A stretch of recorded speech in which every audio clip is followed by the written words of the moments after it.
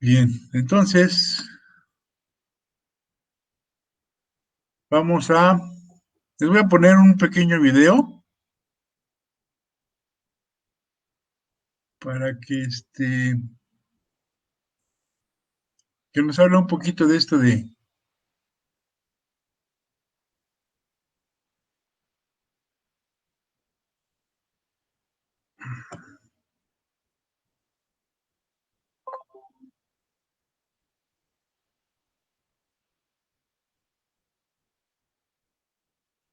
la transferencia de masa. A ver si se ve, o ya no sé qué tengo que hacer ahí para que se vea.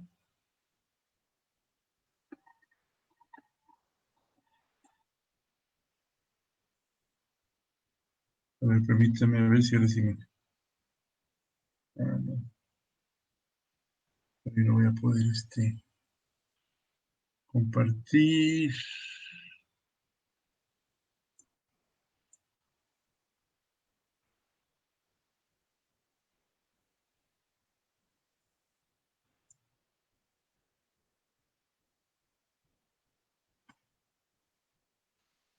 Aquí no se ve. ¿Cómo le hago para compartirlo?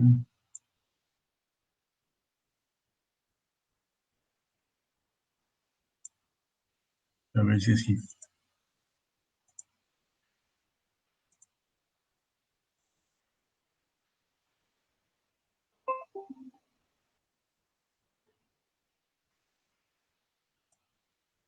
Hoy no sé, ya me equivoqué.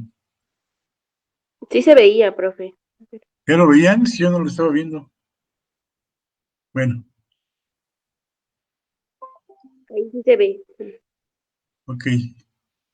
Sí se ve. Entonces, si luego grande se ve. Sí. Sí. Perfecto. Entonces vamos a... Y sí se oye, ¿verdad? No. No, profe. ¿Y eso cómo lo logro? Tiene silenciado el micrófono de... A ver. ¿Tengo silenciado el micrófono? Creo que ya se oía. A ver, va de nuevo.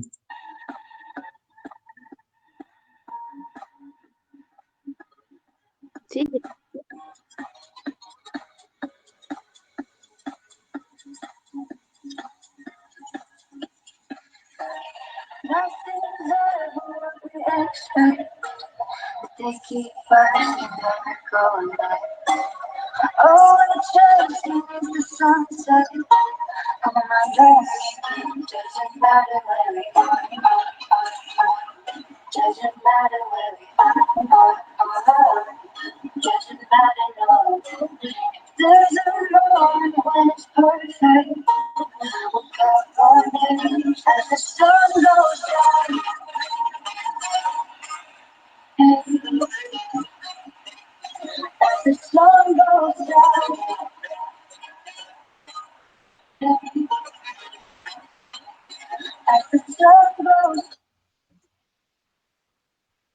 ¿Sale? ¿Vieron?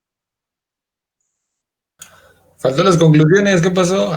Esto que quiero que saquen ustedes, ese es el chiste. Íbamos bien. ¿Vieron la velocidad con que se movía la tinta en las diferentes botellas? Sí. ¿Sí? ¿En cuál obviamente, si la pregunta no tiene mucho sentido, pero en cuál se movió más rápido? La El más... que estaba caliente. La que estaba caliente. Ajá. Entonces, mientras está caliente el agua, la difusión fue más grande. ¿Cuál es la conclusión? A mayor temperatura, mayor difusión. Exactamente. A mayor temperatura, mayor es la difusión de una sustancia. ¿Vale? Esa es la conclusión de ese ejemplo. Ahí vemos claramente lo que es la difusión. Hay algo, aquí voy a hacer un comentario que es medio raro, porque no sé si checa esto, ¿no? Pero ustedes han visto cómo preparan en unas cafeterías el café capuchino y la leche queda abajo y el agua arriba. ¿Sí? Sí. ¿Por qué Sí, no? Ahí la pregunta que es interesante es, ¿por qué no se difunde si está caliente? por la densidad del material. Por la densidad y la viscosidad también. Ah, Es ok, más ok. pesado y es un poquito más, vamos a decir, un poquito más viscosa. La crema que le ponen a la leche es más pesada que el agua. Entonces, por eso no se separan tan fácilmente. Pero también ahí se ve, es un ejemplo. Pero sí, la difusión normalmente va a aumentar con la viscosidad. ¿Ya se había salido, Susana? Órale, no es cierto. Ay, es que estaba fallando mi internet, profe, perdón. No, no, cuidado, lo que pasa es que de repente vi que te uniste, dije, ya estábamos todos, ¿qué pasó? ¿Sí queda claro esto? Es un ejemplo de lo que es el asunto Sí, de la viscosidad, digo, de la difusión con el agua. Entonces seguimos con lo que estábamos viendo. Ah, no, bueno, la conclusión ya no se las voy a poner porque, bueno, sí, déjenme ponérselas porque, permítanme tantito, ya me equivoqué. Entonces, o sea, dentro de la viscosidad también puede influir la temperatura o es totalmente aparte. A ver, otra vez, dentro de la viscosidad, ¿sí dijiste eso, verdad? Ajá, sí, o No, sea, también puede influir. influye mucho. Te voy a dar un ejemplo muy clásico, la miel. La miel de abeja a temperatura ambiente, Ah, claro, para moverse tarda la vida. ¿Y qué tal si literalmente, qué tal si le das una calentadita? sí, ya es Sí, se mueve más como fluida. agua, es Ajá, mucho más fluida, la viscosidad cambia muchísimo con la temperatura. sí, ¿Sí? gracias. De hecho, esa es otra, también es esa característica de la viscosidad. A mayor temperatura, bueno, es al revés, a mayor temperatura es menor viscosidad, pero se mueve más fácil. ¿Sí? Sí, perfecto. Vale, bueno, entonces Sí, déjenme, profe, gracias. nada más les voy a poner para que vean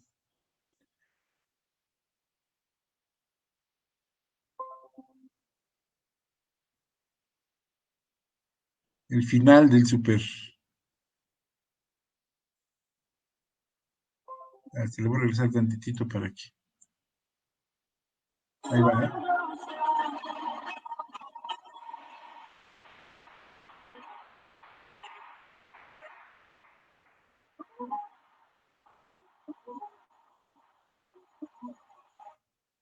Ya se acabó.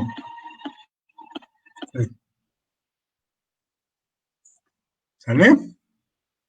¿Vieron la conclusión? Sí. sí. Díganme cuál es el error en la conclusión.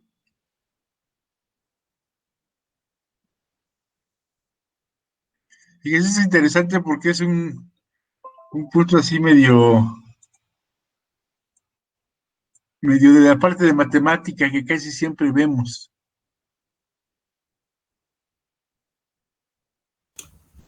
Pues dijo que ¿Cuál era la variable? Sí, dime. la temperatura era directamente proporcional a la rapidez de difusión, pero le Ujú. faltó considerar lo que nos dijo usted, ¿no? En cuanto a la densidad y la viscosidad del material o del... No, es que es al revés. La temperatura es la variable independiente. Ujú, O sea, no es la temperatura la que varía con la difusión, es la difusión la que varía con la temperatura. ujú. ¿Sí me explicó? Sí, Su conclusión es correcta, pero con las variables invertidas. Ese es un punto bien interesante cuando hablamos de modelos y cuando hablamos de las partes matemáticas de las cosas. Yo no pongo la temperatura en función de la difusión. yo pongo a la difusión en función de la temperatura.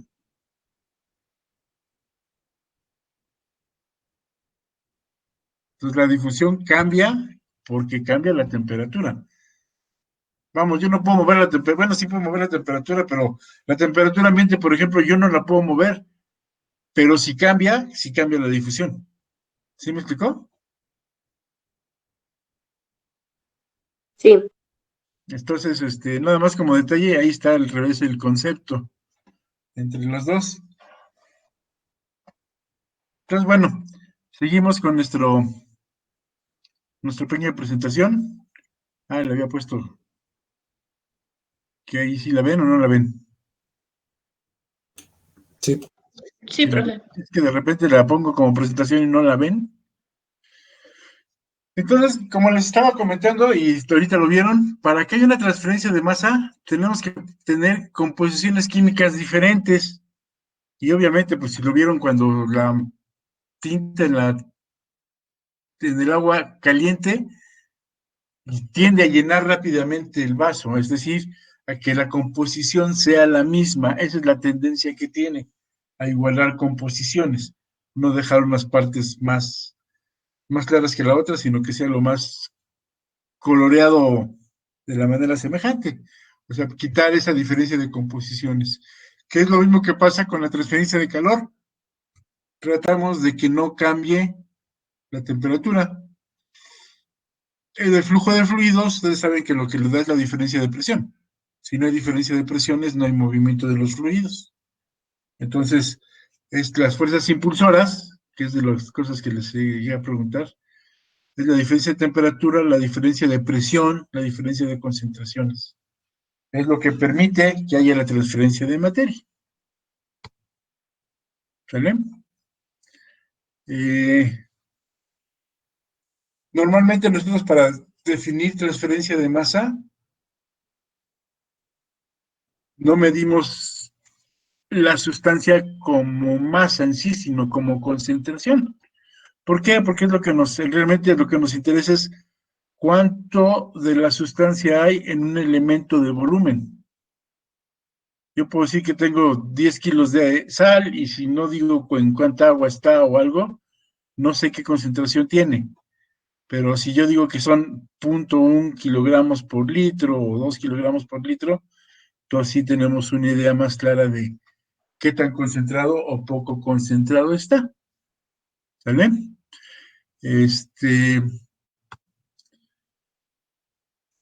Ya habíamos platicado nosotros de la semejanza de las ecuaciones. Aquí lo tenemos, la de calor es la de Fourier y la de Fick, que es la de concentraciones, que son ecuaciones que son matemáticamente semejantes. Las dos son ecuaciones con variables escalares. La única diferencia está que para la transferencia de masa, yo tengo un subíndice A aquí y aquí una B. Yo tengo que tener forzosamente dos sustancias o más para hablar de transferencia de masa, mientras que transferencia de calor no. Puedo hablar de una sola sustancia o de una mezcla. De todos modos, la transferencia de calor se va a dar y la de masa no. Por eso la parte donde se lleva a cabo la parte importante de la transferencia de masa es mi fuerza impulsora, que es la concentración, y mi resistencia, que es la distancia.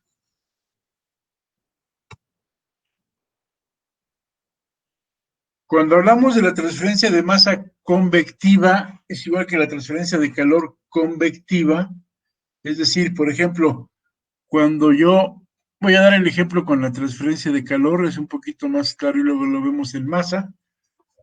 Pues ese ya lo vimos en la práctica de transferencia de calor. La transferencia convectiva es cuando del metal se va al aire, en la parte de los fluidos, tenemos este tipo de ley, la ley de Newton del enfriamiento, y es muy semejante para hablar de transferencia de masa cuando hablamos de una sustancia, por ejemplo, cuando tenemos un charco de agua, por ejemplo, donde está pasando aire por arriba del agua, ese aire se está llevando agua del charco. Y esta es la ecuación que representa todo el aire que está arriba menos una capita que está entre el charco y el resto del aire. En esa capita tengo difusión molecular y después tengo esto que es como se lo está llevando de ahí.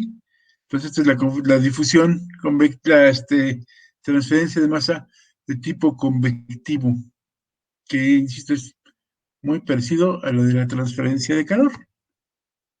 ¿Sale? Aquí está la misma, las ecuaciones. En transferencia de convección de masa tenemos un coeficiente de transferencia de masa, en calor es el coeficiente de transferencia de calor, y los dos tienen que ver la diferencia de concentraciones o de temperatura. Otra vez esta es mi fuerza impulsora.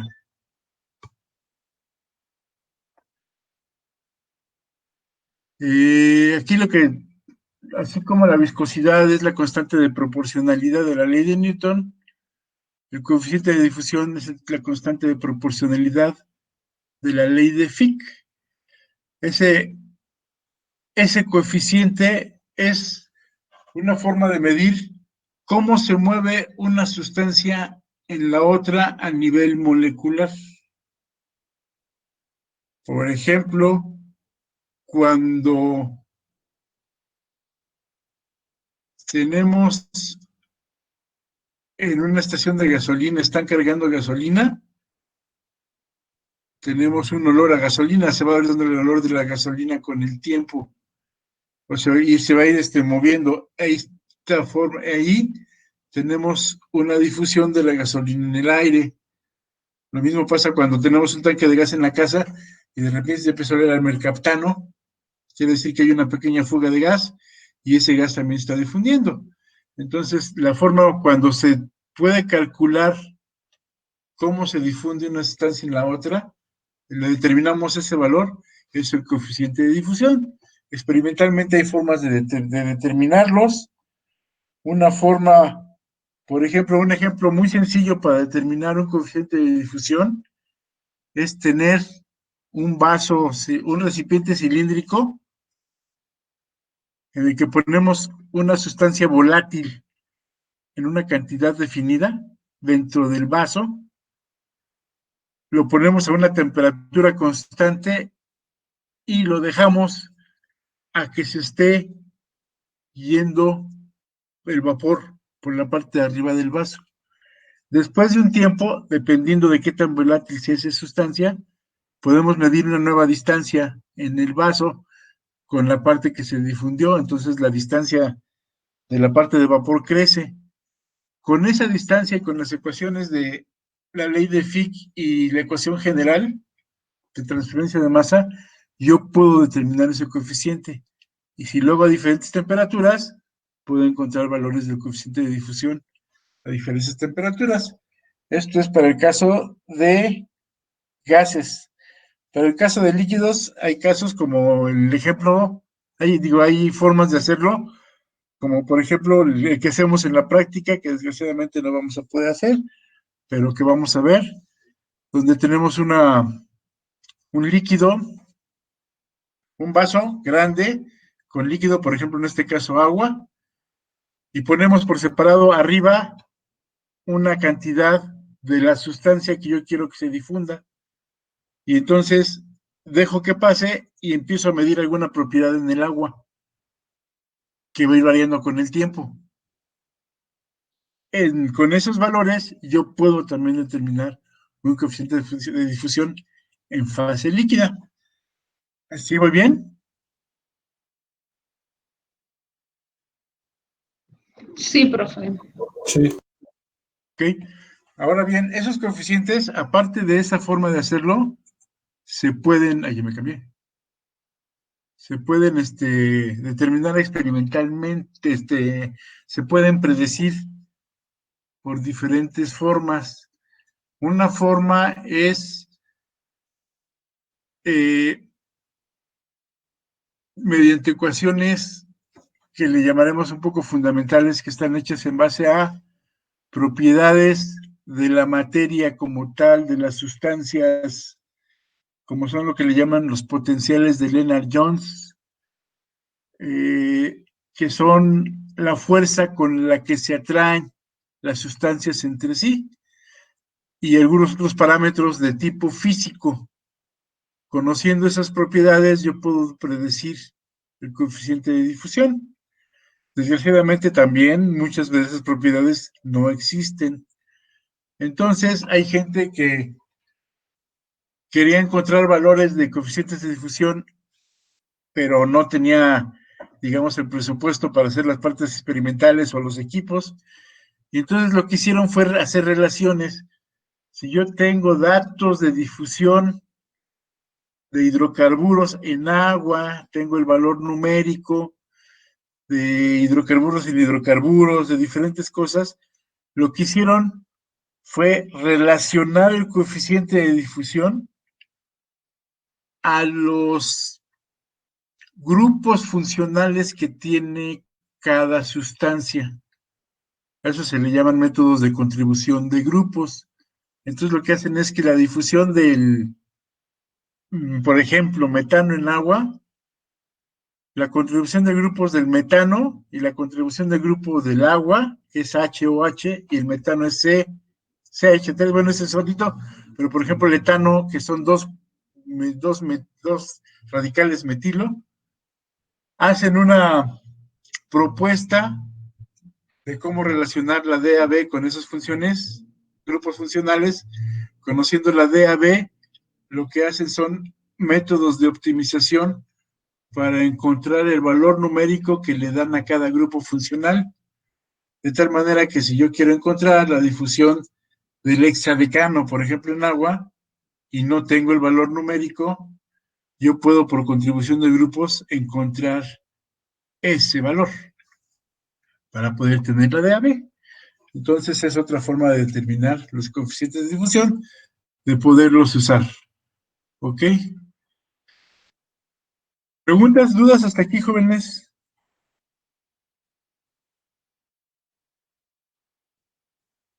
No, No, profe. profe, No, profe. gracias. No, todo tranquilo, bien. Entonces, estamos hablando de que en esta práctica íbamos a determinar, si leyeron bien su práctica, vamos a determinar, el coeficiente de difusión de una sustancia que está disuelta en agua y sacar su difusión en el agua. Aquí el equipo que tenemos, o que se usa, es muy sencillo, consta de un tanquecito, como les comentaba, que es este. Aquí, si alcanzan a ver, hay un tubito con un embudo y acá hay otra parte del equipo. No sé si después, aquí está. Aquí hay un dispositivo que es donde viene la muestra que se va a difundir. Tenemos que agitar perfectamente el agua para que una vez que se difunde, tengamos todo con la misma concentración. Vamos a agitar. Si fuera necesario, podríamos calentar el sistema y entonces encontrar el valor a diferentes temperaturas. En este caso, nada más usamos la parrilla de agitación. ¿Y cómo vamos a medir aquí la concentración o vamos a medir el cambio? Mediante el método de conductividad eléctrica. El método de conductividad eléctrica se basa en el aspecto iónico de un sistema. Si una sustancia tiene iones, puede conducir la electricidad. Entonces, mientras más iones tiene mayor conductividad o mayor forma de manejar, mayor conducción de la electricidad. Y eso yo lo puedo medir con lo que le llaman la conductancia. ¿Qué tanta resistencia tengo dentro del sistema? Para eso se utilizaba, antes se usaba este aparatito que está aquí. Su práctica ya no trae si se fijaron, tiene uno más chiquito azulito. ¿Sí, no?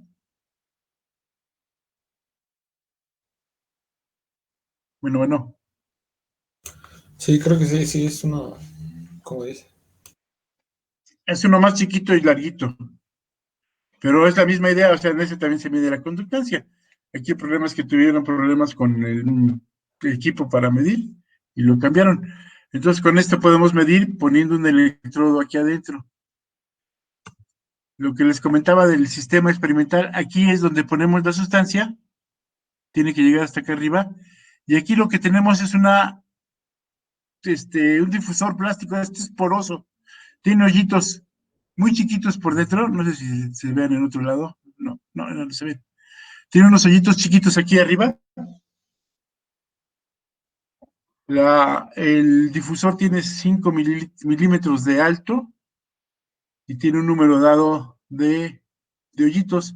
Entonces, el agua, la sustancia la ponemos hasta acá arriba,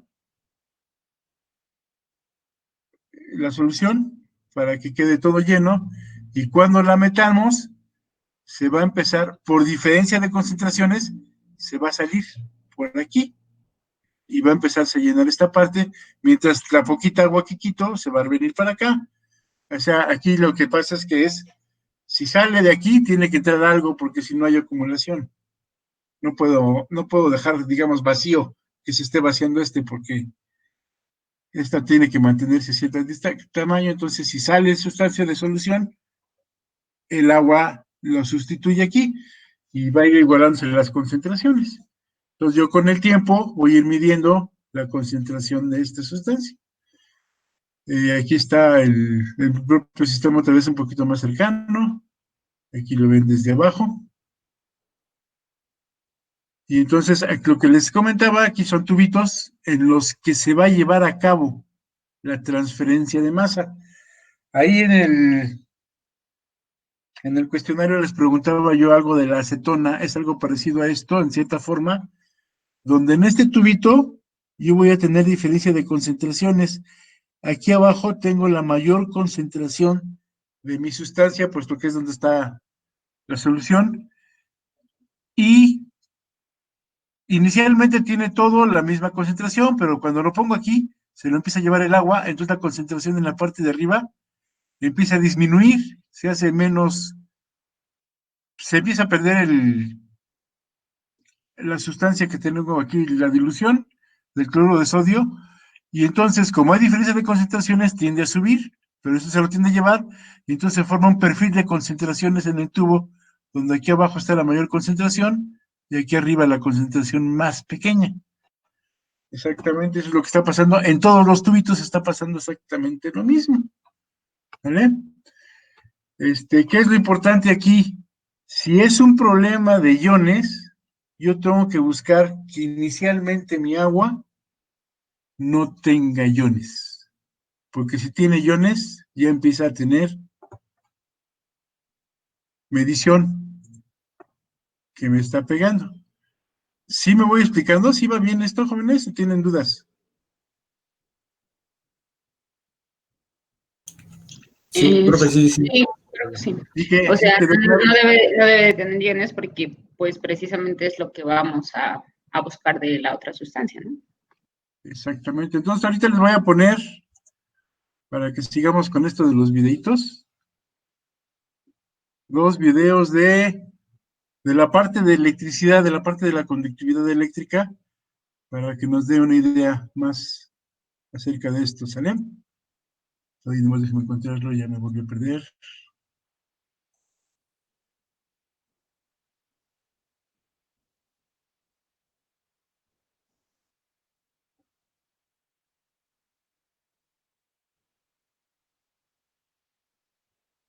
Ya lo están viendo, ¿verdad?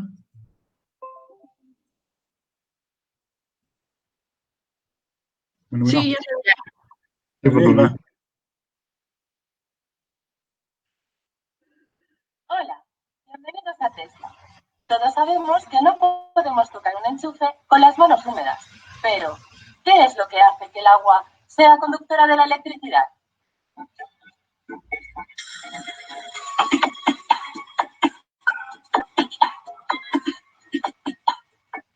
Seguro habrás visto alguna película donde se produce una trágica muerte cuando alguien se encuentra en la bañera y el asesino le lanza un secador o cualquier otro aparato eléctrico que esté enchufado. La explicación la encontramos en la conductividad eléctrica, la habilidad que tienen algunas sustancias de conducir la electricidad.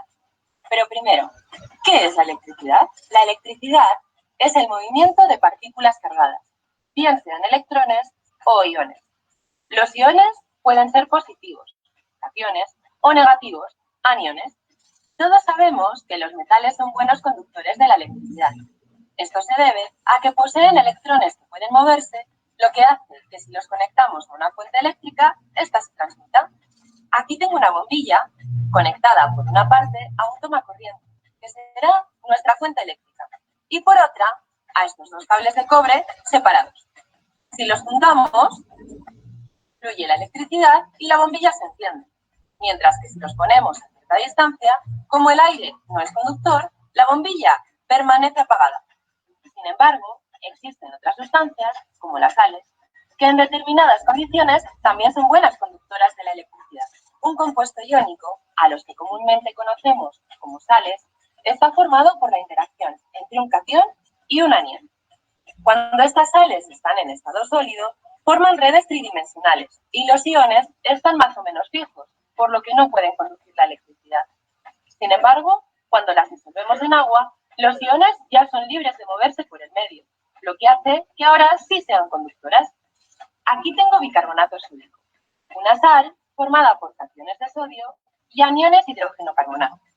Como vemos, si introduzco los cables de cobre dentro del sólido, vemos que la bombilla permanece apagada, lo que demuestra que la sustancia analizada no es conductora. Sin embargo, si en este frasco con agua disuelvo un poco de la misma sal y repito el proceso,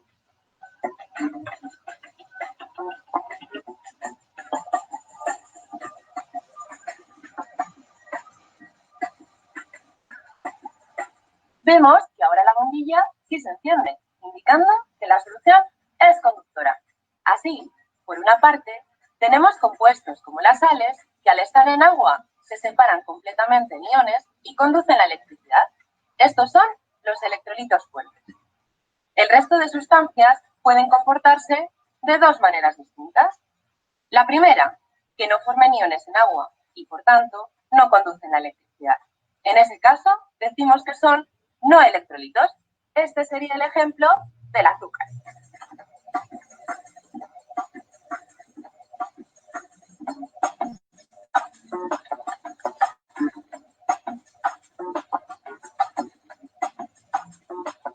La segunda manera es si pueden separarse y formar iones, pero no del todo. Es decir, parte de las moléculas estarán ionizadas y parte no.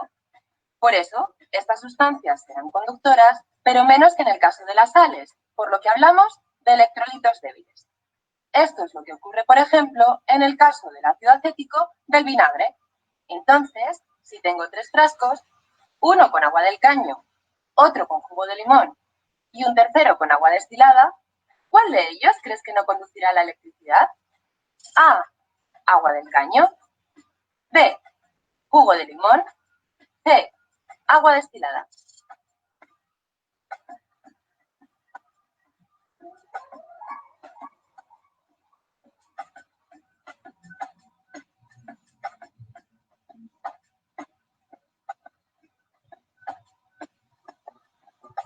La respuesta correcta es la C. Efectivamente, el agua destilada, es decir, el agua pura, no conduce la electricidad, dado que no contiene iones. Sin embargo, tanto el jugo de limón como el agua del caño sí son conductoras. En el primer caso, se debe al ácido cítrico, que aunque es un electrolito débil, esta vez da como resultado una luz intensa, por la gran cantidad de moléculas que hay en el jugo de limón.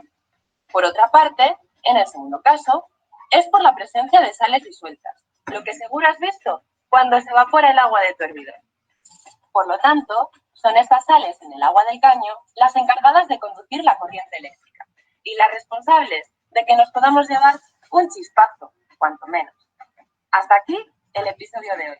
Si te gustó el video, compártelo.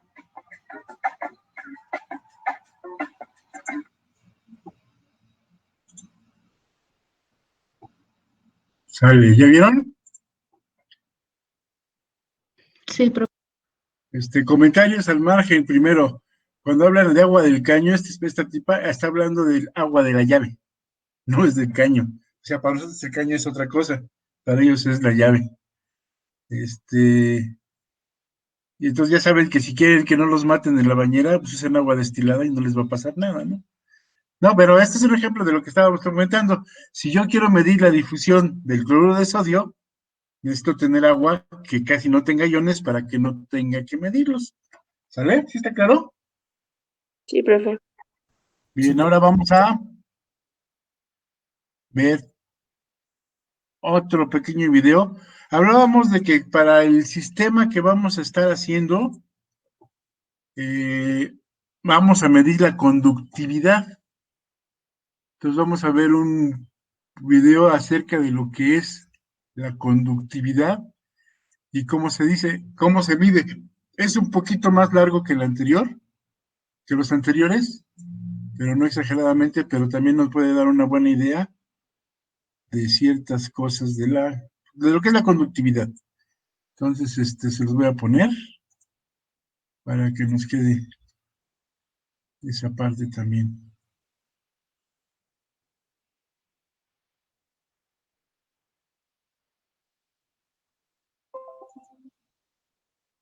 ¿Sale? Sí lo ven, ¿verdad? Sí. Sí. Sale, va.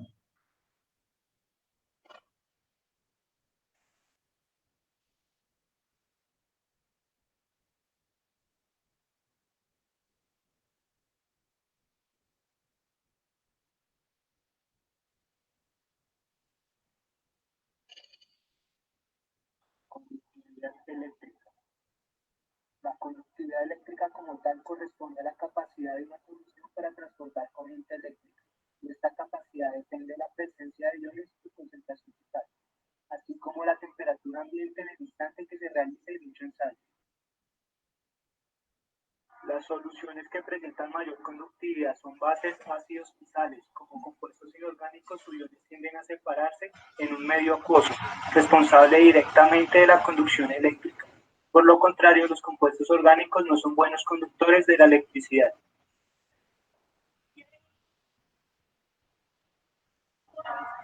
Instrumentación para ensayo de campo.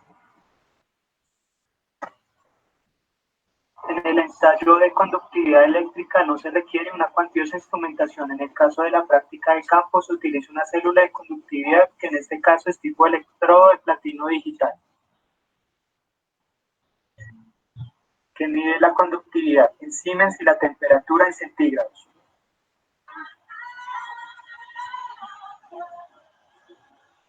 Y por último, se requiere una probeta de 100 mililitros para obtener el contenido de muestra.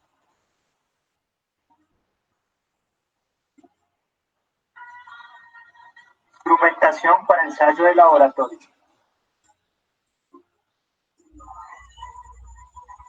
Cuanto a la práctica en laboratorio, la instrumentación necesaria es la siguiente: medidor de conductividad con electrodo, termómetro de mercurio, plancha ajustada a 25 grados, beaker, y de igual manera se necesita una probeta de 100 mililitros para obtener el contenido de muestra. Reactivos. Agua destilada o desionizada para prueba y limpieza. Solución estándar de cloruro de potasio para calibrar el medidor de conductividad en cualquiera de los dos ensayos, tanto en campo como en laboratorio. Precauciones.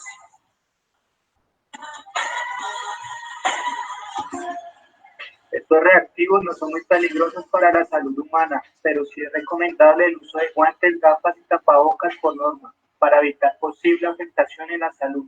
Es importante tener en cuenta siempre lavar el electrodo después de cada medición, con agua desionizada para impedir alterar la medición y el deterioro del electrodo por formación de depósitos de sales en las placas. Muestreo. Se toma con medidas de seguridad como guantes y botas para no afectar el resultado de las muestras y evitar posibles enfermedades en nuestro cuerpo. Para su preservación se procura tomar las muestras en recipientes estériles, los cuales podamos conservarlos en neveras para así no perder las características químicas. Se puede decir que la conductividad eléctrica de una muestra de agua es un parámetro casi estable en el tiempo, por lo que las mediciones de campo y laboratorio no representan variaciones significativas, pero se acostumbra a medir la conductividad del agua en campo debido a que sus variaciones de un punto a otro constituyen generalmente una herramienta de interpretación preliminar, como en estudios ambientales y también como una pieza clave para la toma rápida de decisiones. Se medirá la conductividad del agua desionizada, agua potable, agua de mar y agua con solución de cloruro de potasio. Cabe mencionar que la unidad de la conductividad eléctrica es Siemens. Procedimiento con instrumento de campo. Calibramos con cloruro de potasio. Lavamos el electrodo con agua destilada. Sumergimos posteriormente el electrodo de la muestra hasta obtener un valor estable, y así con cada una de las muestras ensayar. Ya nuestro instrumento se encuentra calibrado. Ahora nos remitimos solamente a seguir el procedimiento para calcular la conductividad de cada muestra ensayada.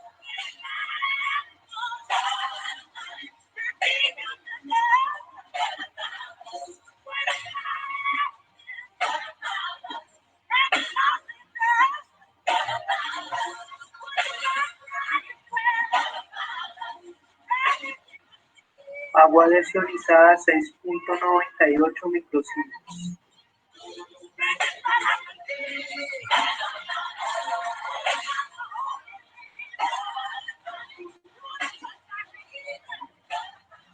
Agua potable 41.6 microsiemens.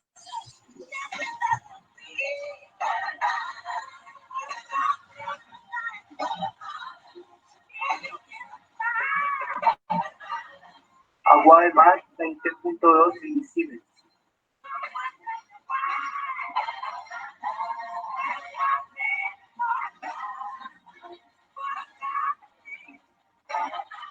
Agua con solución de cloruro de potasio 2.70 milisiemens.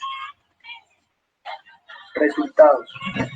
Como se puede observar, la muestra que tiene mayor conductividad es el agua de mar y la solución de cloruro de potasio debido a que sus sales y iones tienden a separarse fácilmente en comparación del agua desionizada y agua potable. Procedimiento con instrumento de laboratorio. Para hallar la conductividad con el instrumento de laboratorio se usa la siguiente ecuación.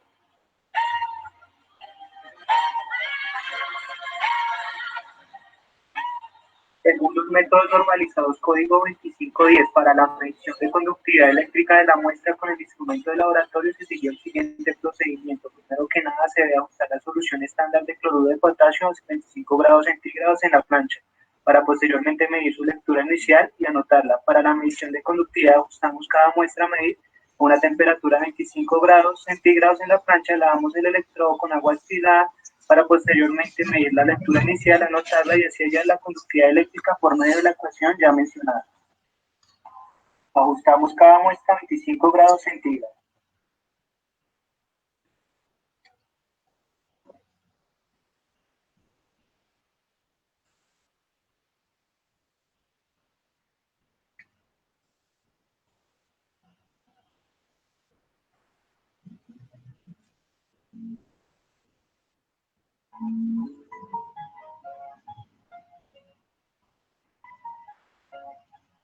Agua desionizada.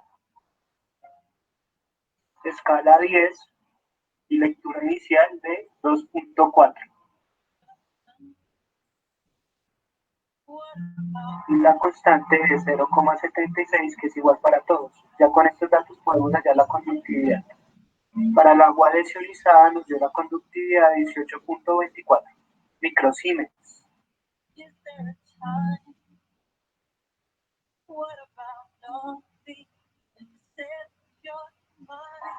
Agua potable. Escala 10 y lectura inicial de 6.2. Su conductividad dio igual a 47.12 microsiemens.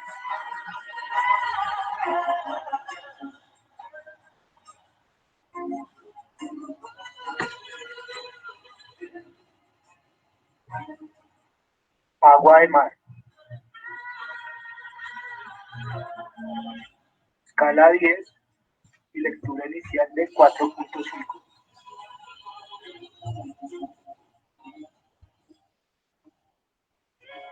La conductividad del agua de mar dio 34.2 milisiemens.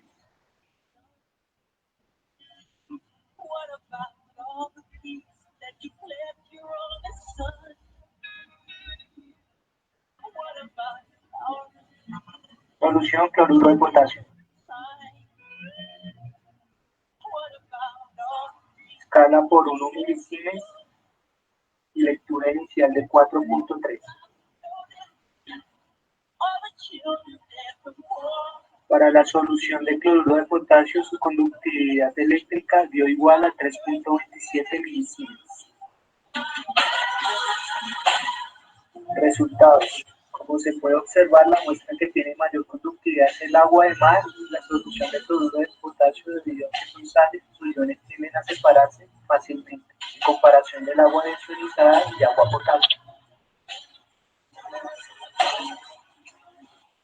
Como conclusión final, se puede decir que tanto en la práctica de campo como laboratorio se verificó que las soluciones con contenido de sales son más conductivas que las demás muestras, agua desionizada y agua potable.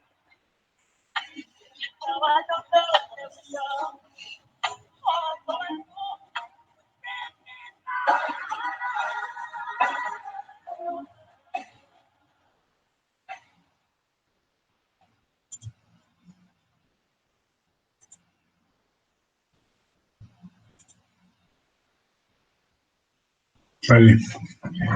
¿Preguntas, dudas hasta aquí, jóvenes? No. Bueno, entonces, fíjense, ya vimos el fenómeno de difusión mediante la tinta y el agua. Ya vimos la importancia de los electrones, de los iones para la conducción de electricidad y cómo la conductividad me permite medir la cantidad de sustancia que tengo de manera indirecta. Entonces, juntando todo esto es como es nuestro experimento.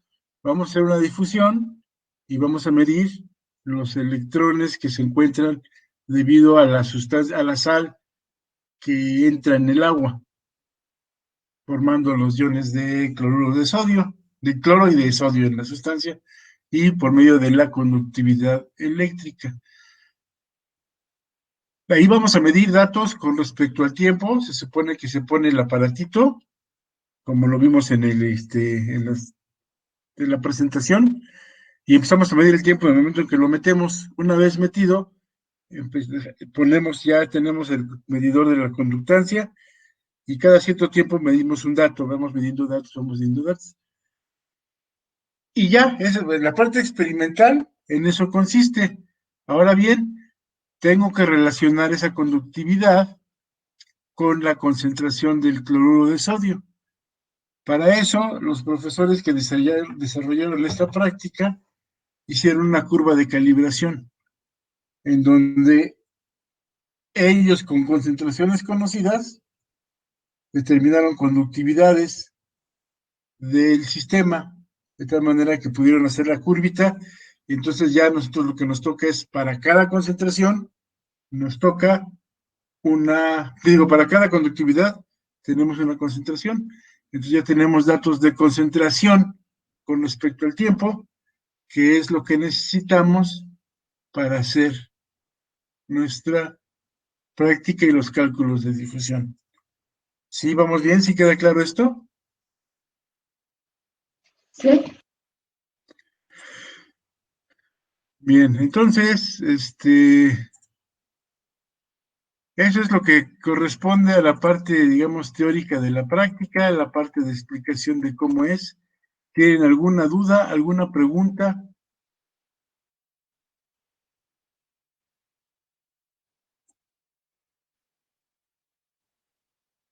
No, profe. La tablita de tiempo y conductancia, esos datos, ¿de dónde los sacamos, profe? Eso se los voy a dar yo. Los resultados experimentales. Pero ahorita vamos a ver esa parte exactamente. Entonces, primero, vamos a ver, miren. No, Entonces, no es la que está en el manual, profe. ¿Va a ser ¿perdón? diferente? ¿Va a ser diferente a la tablita que viene en el manual? No, la tablita que viene en el manual es de la curva de calibración, si no me equivoco. Sí. ¿Sí? Esa tablita que viene ahí, son los datos de la curva de calibración. Cierto, sí, tiene razón. ¿Sí? No son de la... Ahí estoy presentando, ¿verdad? Ya les puse la presentación. Aquí están justamente de lo que estamos hablando. Estos son datos que tenemos de lo que era la curva de calibración.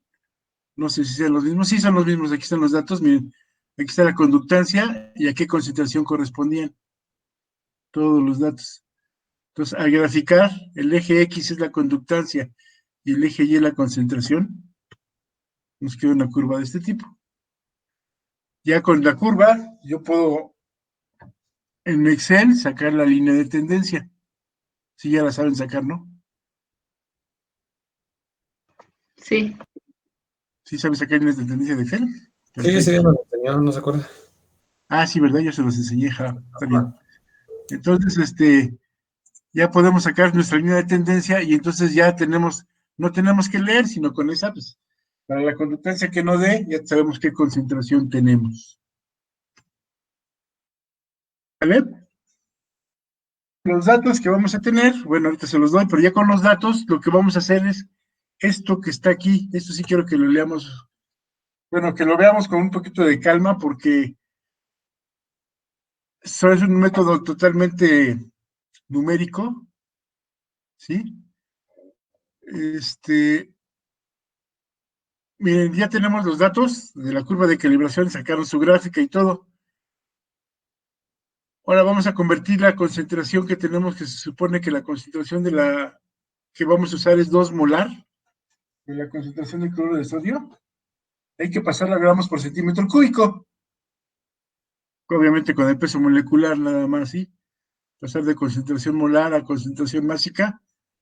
Yo multiplico moles por litro por gramos por gramo mol, pues me quedan gramos por litro. Y ya la tenemos en gramos. Entonces la dejamos en gramos por litro. Sí. Bueno, gramos por centímetro cúbico, perdón, aquí dice.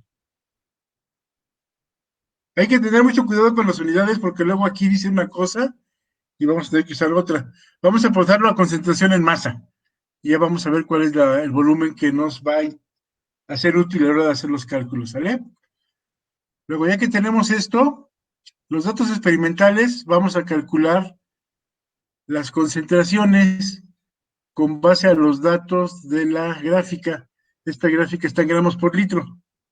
Los datos que tenemos aquí son en gramos por litro. Entonces, vamos a obtener esos datos convertidos a gramos por litro, y hay que pasarlos a gramos por centímetro cúbico. Les digo, hay que pasar todo a gramos por centímetro cúbico. Hasta aquí no hay ningún problema, todo esto son cálculos de química analítica, de química normal, ¿sale? No hay ningún problema. ¿Sí estamos de acuerdo? Sí. ¿Vale? Entonces, ¿ahora qué viene aquí?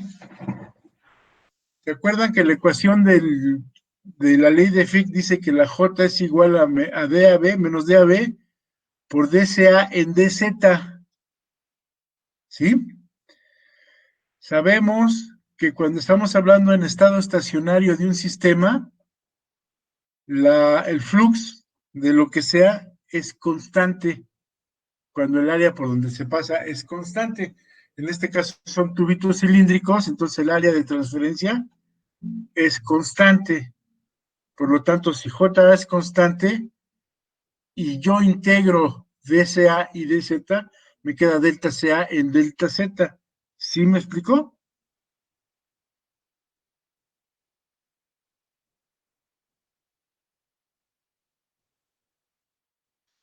Sí, profe. ¿Sí? Bien. Entonces, si es cierto eso, yo voy a estar calculando delta CAs en delta Zs con los puntos, los datos que yo tengo. Yo voy a tener concentraciones iniciales y concentraciones en cierto punto. y voy a tener que sacar estos valores. Ay, ya se me movió.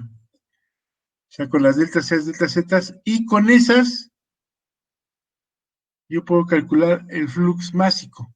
Ah, bueno, no, eso es la más delta A, delta Z. Ahora, vamos a cambiarle de tema.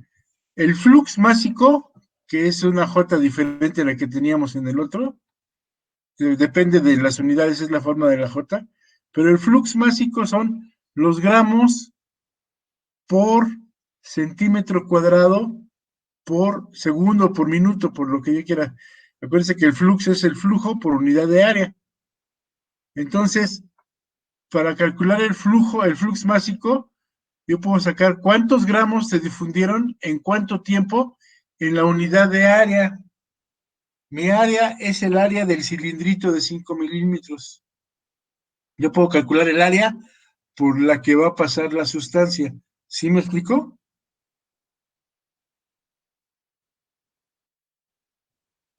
Sí, El área de sección transversal, esa ya la tengo. Ahora, la W yo la puedo sacar por la concentración que medí en un tiempo dado, con la conductividad que saco una concentración, si la multiplico por el volumen que tengo en el contenedor de agua, me da los gramos que yo tengo.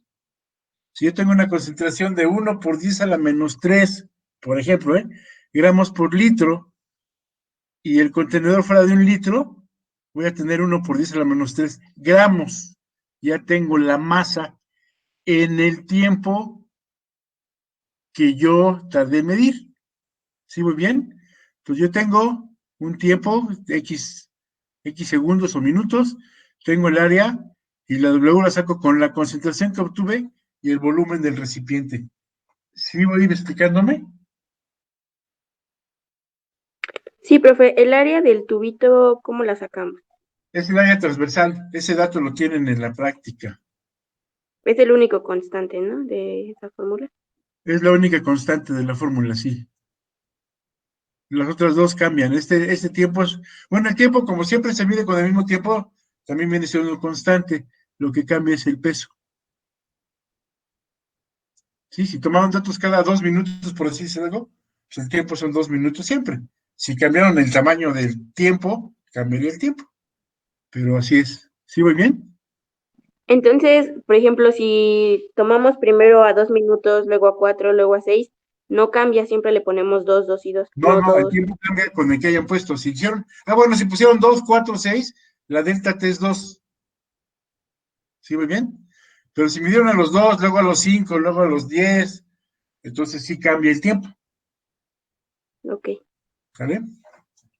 Eso ya ahorita vamos a ver los datos que nos dieron. Entonces ya con eso yo puedo conocer las Jotas. El valor de J ya lo tengo. ¿Sale? Y conozco los datos de delta CA en delta Z con esta ecuación. Lo único que me falta conocer es D.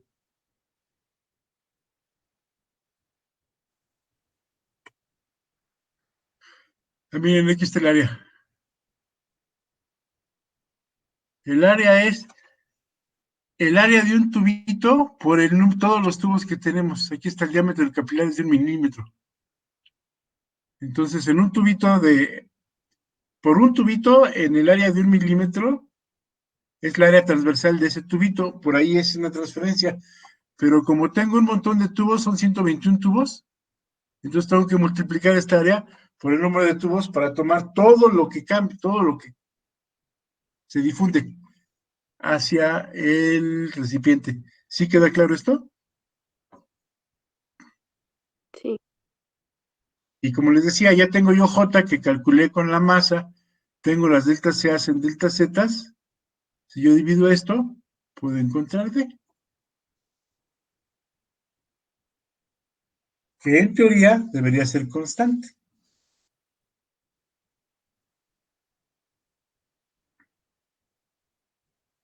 Aquí dice que hay que realizar dos gráficas, de AB en función de la concentración y de AB en función del tiempo, a ver cómo se comporta. ¿Sí queda claro?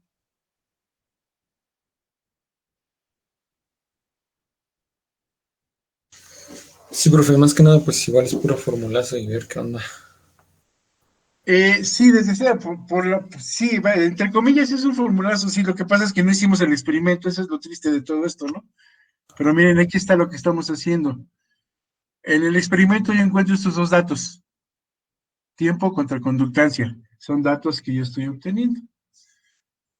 Con esos datos, con la conductancia yo conozco la concentración en gramos por litro y los paso a centímetros cúbicos. Hasta aquí todo esto, insisto, estos datos que yo obtuve, y esos son datos analíticos. Y luego voy a sacar la masa. Acuérdense que la masa dijimos que la sacábamos la concentración por el volumen del recipiente. Entonces voy a sacar, porque esa concentración que medimos es la concentración en el recipiente grandote, no en el chiquito, sino la concentración que se fue ya al recipiente de agua. Con esa concentración yo saco su masa, que es un valor numérico. Entonces ya sé cuánto, con esto lo que estoy sacando es cuánta masa se está yendo del cloruro de sodio al agua en cada diferente tiempo. ¿Sí? Y ya con esta masa yo puedo saber cuál es mi flux, cuánta masa por cuánto, sí, cuánta concentración por área está pasando a través del cilindrito. Eso es lo que me va a decir este término. ¿Sale? Cuando hago la diferencia de concentraciones que obtuve y las divido entre delta Z, ya tengo lo que es de la ley de Fick, la delta C en delta Z, y ya conozco, calculo el coeficiente de difusión.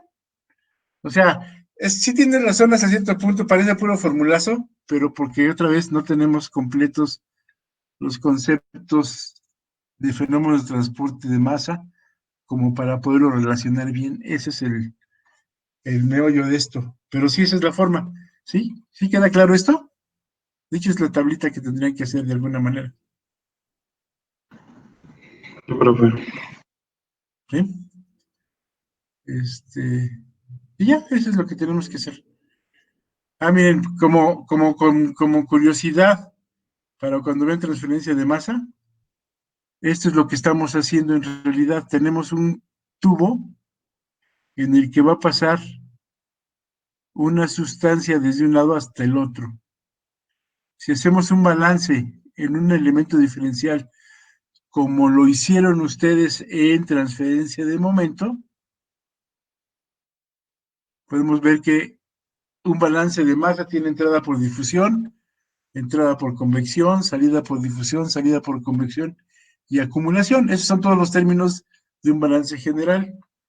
No tenemos acumulación, no tenemos salida por convección ni entrada por convección, es puro transporte molecular, entonces lo que entra es igual a lo que sale. Y si sabemos que la difusión, aquí es la ley de Fick, entonces ¿qué entra? J. Y entra por esta área. Entonces J por A a la entrada menos J por A a la salida, eso es igual a 0. ¿Sale? Si yo la acomodo de esta manera, el área es constante porque es la misma, la puedo eliminar de la ecuación y me queda que lo que entra menos lo que sale es igual a 0.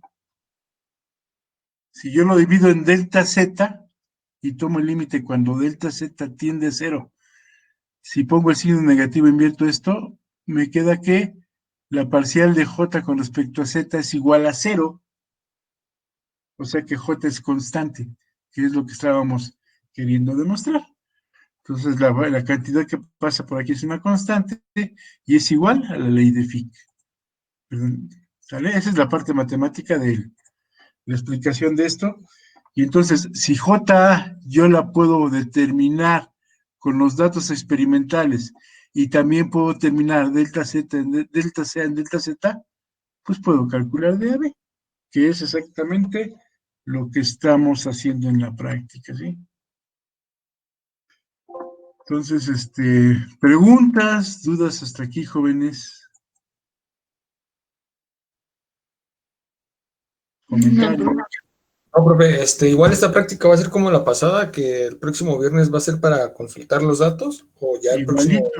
Igualito el próximo viernes vamos a comentar acerca de los datos que tenemos. Igual le vamos a presentar todo lo que tenemos, ¿no? Para ver Igual qué- van a presentar todo, vemos cómo están y de ahí vamos a sacar pues ya, conclusiones. ya lo que sea necesario que veamos. Ok, ¿Vale? así está bien. Miren, aquí tengo los datos, se los voy a poner.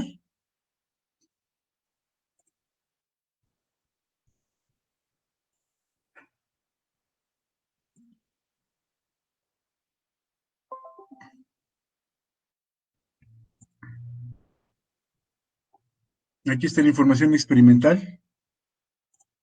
Si le quieren tomar una super foto. Sí lo ven bien, ¿no? Sí, pero Sí se ve bien, no nos permítame. Sí.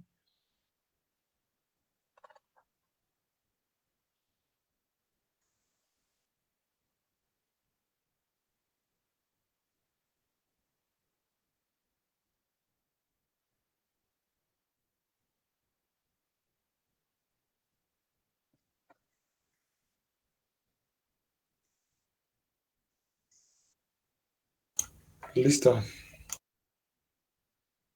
¿Sale? Sí, profe. Bien. ¿Tienen alguna pregunta, alguna duda, algún comentario al margen?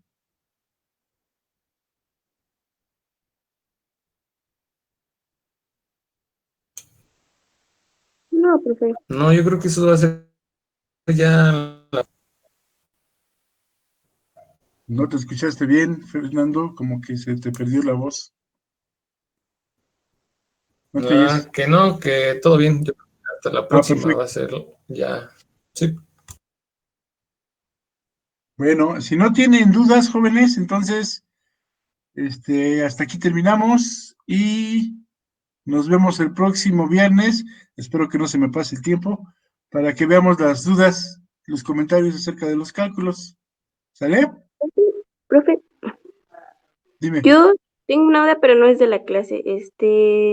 No sé si, bueno, yo le mandé correo sobre un compañero que también estaba tomando fenómenos, pero que no le contestaban los profes. Y bueno, Sí, me pide de favor que si le puedo preguntar a usted que qué procedería con él si de plano ningún profe le contestó sus llamados. yo le mandé un correo al profesor que estaba encargado de su grupo de él Ajá. y le mandé copia al muchacho de que contestó el profesor que él lo